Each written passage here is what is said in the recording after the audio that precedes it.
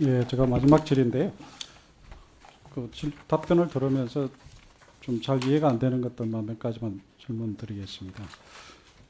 그러니까 용산에 몇 시 도착해서 몇 시에 출발하셨어요?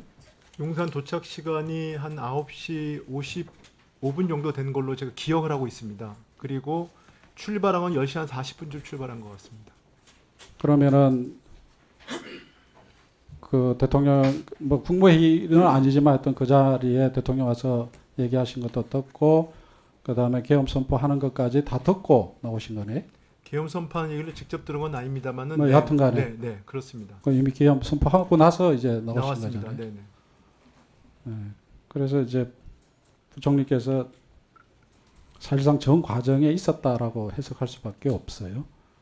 두 번째로는 대통령한테 경제에 대한 충격 때문에 계엄 반대한다고 얘기하셨는데 대통령이 그에 대한 답은 뭐였어요?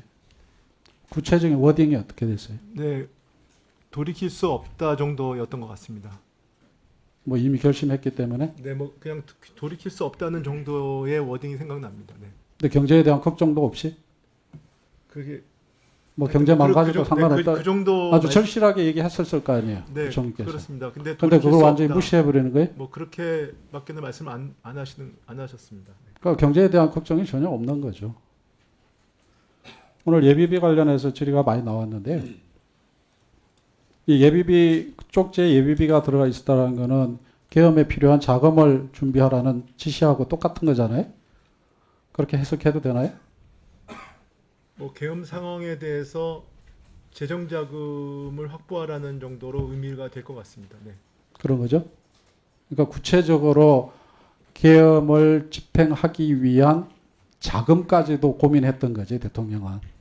그렇잖아요.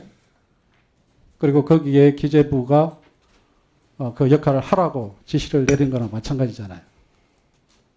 그렇게 해석해도 되죠. 뭐 결과적으로 그렇게 보실 수 있을 것 같습니다. 결과적으로 그렇게 해석을 할 수밖에 없잖아요. 그죠? 자, 이제 현재 결정이 남아있는데, 현재 결정이 지금 제일 중요한 거는 부총리한테 제일 중요한 거는 우선 경제를 안정시키는 거지 않습니까? 네. 그럼 현재 결정이 빠르면 빠를수록 좋은 거잖아요.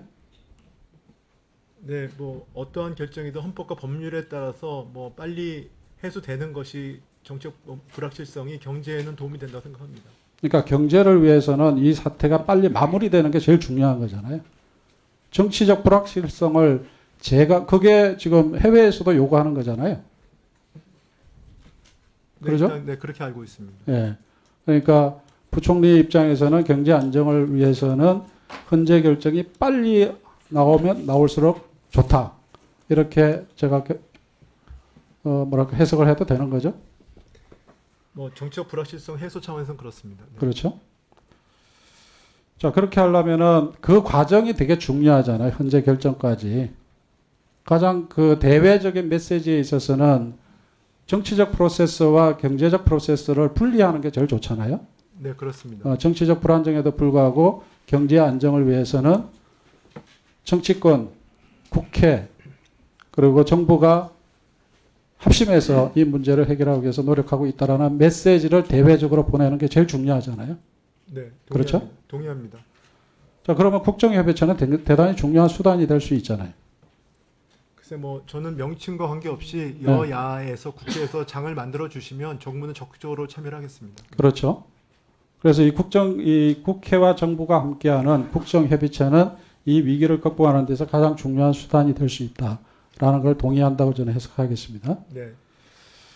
그다음에 아까 이창용 총재께서 통과된 예산이 성장률에 마이너스 0.6% 마이너스 영향을 주고 있다라고 얘기하셨죠? 예. 0.06. 예. 예. 그러면은 추경이 필요하다는 것에 대해서는 동의하시는 거죠? 예, 지금 현재 재정으로는 긴축 수준이기 때문에 그렇죠. 그렇습니다. 긴축 상황에서 결국은 이 0.06의 이 마이너스 영향 이걸 회복하기 위해서는 추경이 필요하다. 그렇게 저는 이해를 합니다. 부총리 생각은 어떠세요? 아까 말씀드렸습니다만 지금 상태에서 저희가 정부의 적극적인 역할은 필요하다고 생각합니다. 그런데 재정 정책 측면에서 지금은 내년 통과된 예산의 그 차질 없는 집행 시작이 제일 중요하고요. 그 다음에 그 내년에 어떤 민생 상황이나 그 다음에 대불확실성 상황에 따라서 저희가 적절한 그 다음에 정책 대응 조치를 갖다가 마련을 해 나가겠습니다. 네.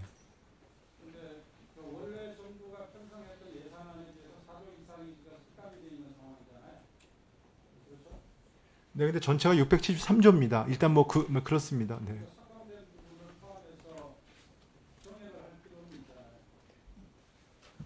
일단 제가 드렸던 말씀은 거기까지입니다. 네.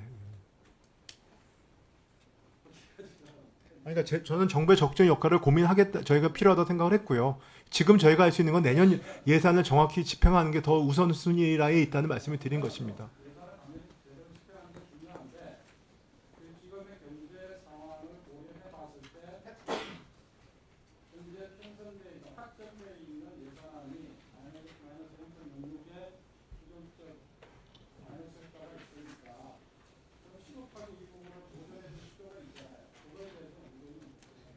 그런 분들은 아주 감안해서 적절한 대응 조치를 갖다가 여기 계속 검토하겠습니다. 네, 수고하셨습니다. 다음은 존경하는 박수영 의원님.